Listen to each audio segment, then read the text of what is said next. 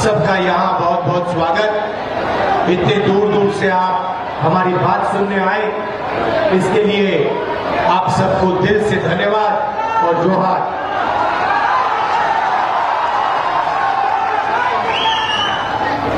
मैंने यहाँ जोहार शब्द का प्रयोग किया, मैंने नमस्कार नहीं बोला, जोहार बोला।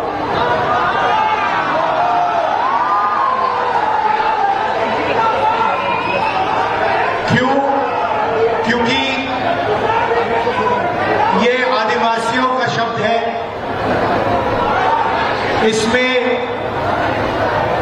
आपकी आवाज अच्छी गूंजती है, आपकी आवाज अच्छी सुनाई देती है। भाई और बहनों, ये जो चुनाव है, ये आदिवासियों के भविष्य के लिए, दलितों के भविष्य के लिए, पिछड़ों के भविष्य के लिए एक बहुत जरूरी चुनाव है। इस चुनाव में कांग्रेस पार्टी, इंडिया गठबंधन, चंपाई सोरेन जी, हेमंत सोरेन जी और हम सब मिलकर संविधान की रक्षा कर रहे हैं। ये भाइयों और बहनों, ये कोई मामूली किताब नहीं है। ये जो किताब है, जिसको हम कॉन्स्टिट्यूशन कहते हैं, ये आपकी आवाज है। ये आदिवासियों की, दलितों की, पिछड़ों की, गरीबों की आवाज है और बीजेपी इस आवाज को चुप करना चाहते हैं।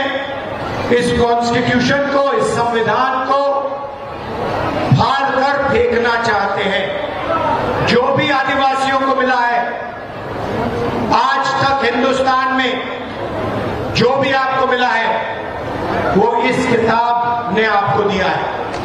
आप एक साथ, हमारे साथ, कांग्रेस पार्टी के साथ, आपके बड़े बड़े नेताओं ने इस किताब के लिए कुर्बानी दी थी, अपनी जान दी थी और आज इस किताब को, कॉन्स्टिट्यूशन को, संविधान को बीजेपी के लोग खत्म करने में लगे हुए हैं। भाइयों और बहनों, संविधान से आपको आरक्षण मिलता है, संविधान से आपको नौकरियां मिलती है, संविधान से आपके बच्चों की शिक्षा होती है, संविधान से आपका अस्पताल में इलाज किया जाता है।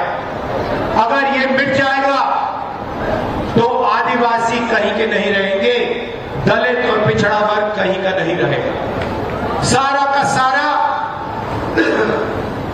10-15 अरबपतियों के हाथ में चला जाए। अदानी नाम है, आप जानते हो, उसकी नजर आपकी जंगल, जमीन और जल पर है और नरेंद्र मोदी उसके लिए काम करता है। और अदानी जी चाहते हैं, नरेंद्र मोदी जी चाहते हैं कि ये जो किताब है ये खत्म हो जाए और उनका बिना इस किताब के राज चले। हम ये कभी नहीं होने देंगे। इस किताब को हम कभी नहीं खत्म होने देंगे। इस किताब के लिए हम जान देने को तैयार हैं। सारे के सारे आदिवासी हैं, चंपा सोरेन जी, हेमंत सोरेन जी, कल्पना सोरेन जी, सारे के सारे इस किताब की रक्षा के लिए जान देने को तैयार है। भाइयों और बहनों, मैं आपको एक जरूरी बात कहने आया हूं। आपको हम आदिवासी कहते हैं।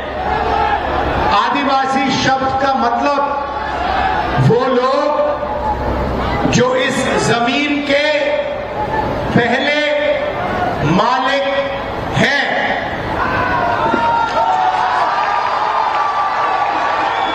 अब देखिए, अगर किसी खेत का मालिक होता है, किसी घर का मालिक होता है, तो उसको अधिकार मिलते हैं।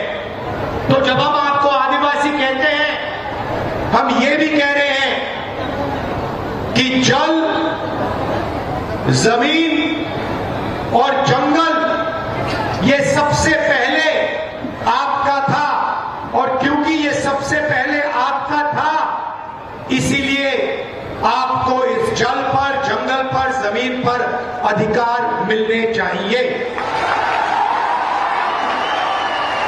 और जो हिंदुस्तान में धन है, जो हिंदुस्तान की अलग अलग संस्थाएं हैं, उसमें आपको भागीदारी मिलनी चाहिए। ये हमारे प्रेस के मित्र खड़े हैं, ये पूरे हिंदुस्तान का माहौल बनाते हैं, मगर आपको मालूम है कि ये लोग आदिवासियों की बात कभी नहीं करते। आदिवासी को बीजेपी के कार्यकर्ता ने आदिवासी युवा के मुंह पे पेशाब किया। आदिवासियों पर बलात्कार होता है, मगर मीडिया वाले कभी नहीं दिखाते हैं।